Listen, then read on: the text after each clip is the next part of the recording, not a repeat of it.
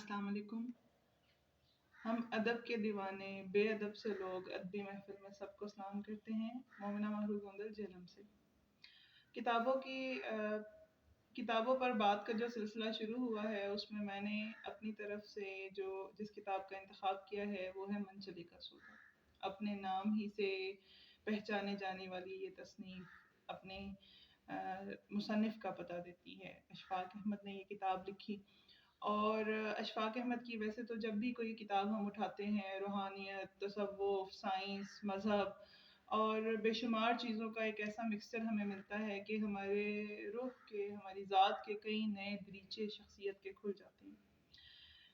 یہاں پر اگر ہم بات کریں من چلے کا سودا، تو اس کے اگر ہم ٹائٹل پر ہی بات کریں تو یہ بہت دور نکل جاتی ہے، لیکن اس کو سمرائز کرتے ہوئے سب سے پہلے تو میں مومن کا جو کردار بتایا گیا، مومن کی جو خوبی بتائی گئی کہ مومن وہ نہیں جو کبھی نہیں گرتا، مومن تو وہ ہے جو گرے اور سنبھل جائے، کبھی ٹھوکر کھائے تو پھر اٹھ جائے، اسی وقت اٹھ جائے۔ مومن کا یہ کردار ہے۔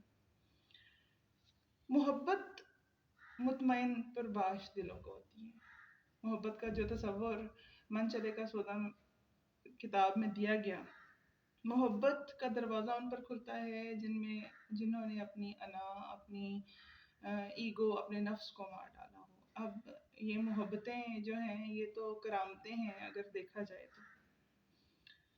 اور فوکس کرنا بتایا گیا کہ کیسے ہم اپنی منزل کی طرف فوکس کر سکتے ہیں۔ اگر اس میں ہم یہ دیکھیں کہ سامنے ایک نقطہ، ایک منزل جب سیٹل ہوتی ہے تو اگر ہم اس پر فوکس نہیں کریں گے، اس پر دھیان نہیں دیں گے تو پھر ہم بھٹک جائیں گے، اور بھٹکے ہوئے کبھی نہ تو اپنی سمت میں جاتے ہیں، نہ ہی اپنی منزل تک کبھی پہنچ سکتے ہیں۔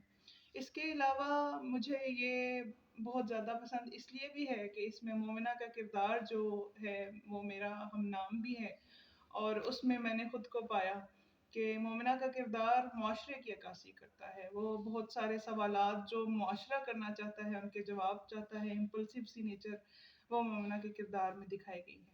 تو اس لیے بھی مجھے یہ کتاب بہت اچھی لگتی ہے کہ یہاں پر میرا ایک ہم نام کردار موجود ہے۔ ارشاد کے کردار کو جب ہم دیکھتے ہیں تو ہمیں یہ پتہ چلتا ہے کہ ایک ایسا بندہ جس کو ایک خدائی ربط چاہیے، وہ ایسے لوگوں کے ساتھ رہنا پسند کرتا ہے جو نیئر ٹو لینڈ ہو، جو زمین کے نزدیک ہو۔ ہم دیکھتے ہیں کہ